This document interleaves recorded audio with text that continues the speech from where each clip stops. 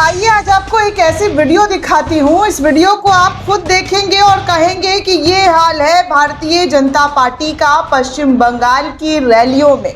और सबसे मज़े की बात ये है दोस्तों कि ये वीडियो खुद हमारे देश के गृह मंत्री अमित शाह के जरिए शेयर किया गया है। आप इस वीडियो को खुद देखकर अंदाज़ा लगा सकते हैं कि अमित शाह हेलीकॉप्टर वाला शूट लेते हुए अपने प्रोफाइल पर, अपने सोशल मीडिया एक्स पर इस वीडियो को शेयर कर रहे हैं और कह रहे हैं कि देखिए ना, इतनी गर्मी में भी जब सभाओं के पंडाल छोटे पड़ जाए तब आप समझ में आता है कि बदलाव जनता की इच्छा नहीं बल्कि संकल्प है। हिंगलगंज में गृह मंत्री अमित शाह सभा करने जा रहे थे और सभा से पहले दोस्तों गृह मंत्री अमित शाह ने एक वीडियो बनवाई, रील बनवाया। आजकल वीडियो और रील खूब ज़्यादा बीजेपी के जरिए शूट किया जा रहा है।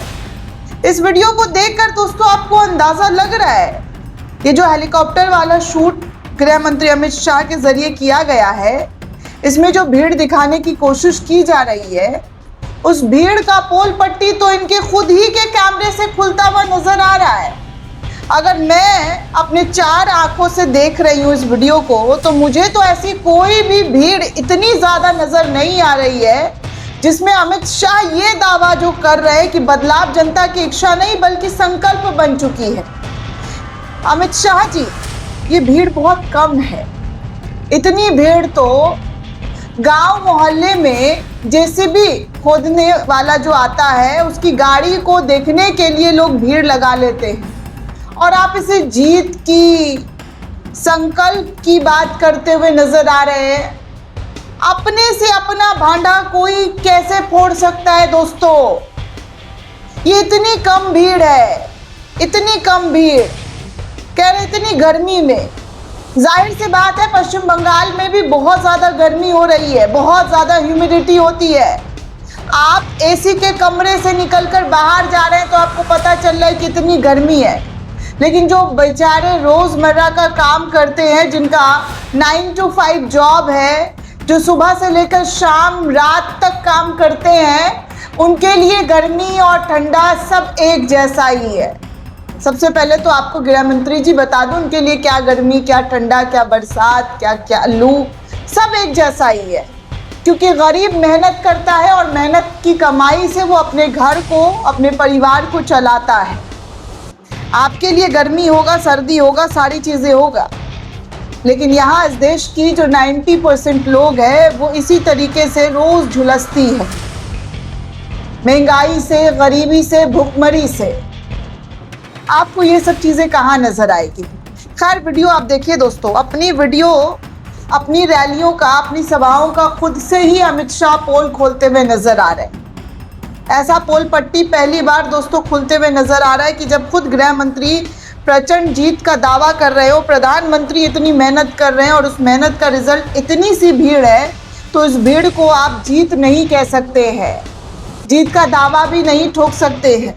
कॉमेडियन राजीव निगम ने इस वीडियो को शेयर भी किया दोस्तों और लिखा कि पिछली बार के चुनाव में तो इससे भी ज़्यादा प्रचंड भीड़ दिखाई दी थी आपने, लेकिन उसका क्या हुआ? सोचिए, पिछली बार तो 200 पार करने का नारा दे रहे थे पश्चिम बंगाल में, 200 प्लस सीट आएगी, लेकिन 200 से 77 पर ही अटक कर रह गए। इस बार भी खूब मेहनत किया जा रहा है रैलियों में, रोड सभाओं में, तमाम चीज़ों में, लेकिन नतीजा क्या निकल रहा है? अमित शाह के इस वाले वीडियो को देखकर आप खुद अंदाज़ा लगा सकते हैं कि पश्चिम बंगाल में भाजपा की लहर चल रही है या ममता बनर्जी की लहर चल रही है। लगातार पश्चिम बंगाल की वो तमाम तस्वीरें हम आपको दिखा रहे हैं जहां पर मोदी लहर, बीजेपी लहर ना के बराबर दिखाई दिए हैं। पहले ही फेज में भाजपा के नेताओं की जो मस्त पिटाई हुई है, उसको लेकर टीएमसी ने खूब आलोचना की और कहा है कि कैसे कूटे गए हैं, कैसे पीटे गए हैं, और फिर ये कह रहे हैं कि भीड़ भीड़ भीड़। भीड़ से याद आया दोस्तों, पश्चिम बंगाल में अगली वोटिंग से, यानी कि सेकेंड फेज के चुनाव से पहले 5 पुलिस अफसरों को चुनाव आयोग के जरिए सस्पेंड कर दिया गया है। ये खबर भी बड़ी है दोस्तों। चुनाव आयोग ने पश्चिम बंगाल विधानसभा चुनाव के दौरान निष्पक्षता और तटस्थता बनाए रखने में गंभीर विफलताओं के आरोप में 5 वरिष्ठ पुलिस अधिकारियों को तत्काल रूप से निलंबित कर दिया है।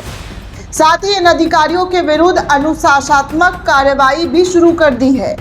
चुनाव आयोग की इस कार्रवाई पर सवाल उठ रहे हैं क्योंकि ये कार्रवाई बीजेपी प्रत्याशी की शिकायतों पर की गई है दोस्तों। दूसरी तरफ तृणमूल कांग्रेस ने जिन अफसरों की शिकायत आयोग में की है, उन अफसरों पर कोई कार्रवाई चुनाव आयोग के जरिए नहीं हुई है।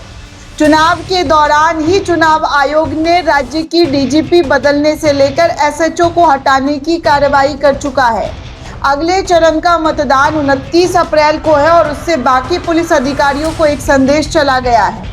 आपको बता दूं दोस्तों कि जिन अधिकारियों को निलंबित किया गया है उनके नाम है संदीप गराई, जो अतिरिक्त पुलिस अधीक्षक एडिशनल एसपी डायमंड हावड़ा से है, सजल मंडल सहायक पुलिस अधीक्षक एसडीपीआई डायमंड हावड़ा से है, मौसम चक्रवर्ती इंस्पेक्टर इंचार्ज है डायमंड हावड़ा पुलिस स्टेशन से, अजय बाग इंस्पेक्टर इंचार्ज है फालता पुलिस स्टेशन से और सुबेक्षा बाग ऑफिसर इंचार्ज है उस्ती पुलिस स्टेशन से। और पुलिस अधिकारी ईशानी पाल को चेतावनी दी गई है। सभी निलंबित अधिकारी दक्षिण परगना 24 के डायमंड हार्बर क्षेत्र से संबंधित थे, जो चुनावी संवेदनशीलता के लिहाज से अत्यंत महत्वपूर्ण। और चुनाव आयोग ने स्पष्ट रूप से कहा है कि इन अधिकारियों ने गंभीर कदाचार किया है और तटस्थ बनाए रखने में पूरी तरीके से विफलता इनकी जो है रही है। मॉडल कोड ऑफ कंडक्ट का सीधा उल्लंघन इन अधिकारियों के जरिए किया गया है, ऐसा चुनाव आयोग कह रहा है। सूत्रों ने बताया कि बीजेपी के प्रत्याशी ने इन पुलिस अधिकारियों की शिकायत की थी और टीएमसी ने कहा है कि पुलिस अधिकारी जब बीजेपी की सलाह को मानने से इनकार करने लगे तो उन पर कार्रवाई जो है वो कर दी गई है।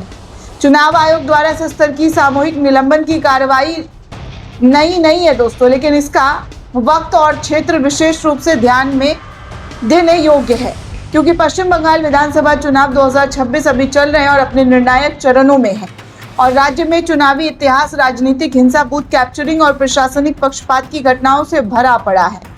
ऐसे में पुलिस अधिकारियों की तटस्थता लोकतंत्र की सबसे मजबूत कड़ी होती है और यदि यही कड़ी मतदान केंद्रों पर उम्मीदवारों की सुरक्षा में शिकायत निपटाना और पक्षपातपूर्ण रवैया अपनाते हैं तो पूरे चुनावी प्रक्रिया की विश्वसनीयता पर सवाल खड़ा हो जाता है। लेकिन बीजेपी प्रत्याशियों की शिकायत पर एक्शन लेना उससे भी गंभीर सवाल खड़ा करता है कि बीजेपी के नेताओं के जरिए शिकायत पर चुनाव आयोग इतनी तेजी से काम कर रहा है तो विपक्ष की शिकायतों पर काम क्यों नहीं कर पा रहा है, काम नहीं हो पा रहा है।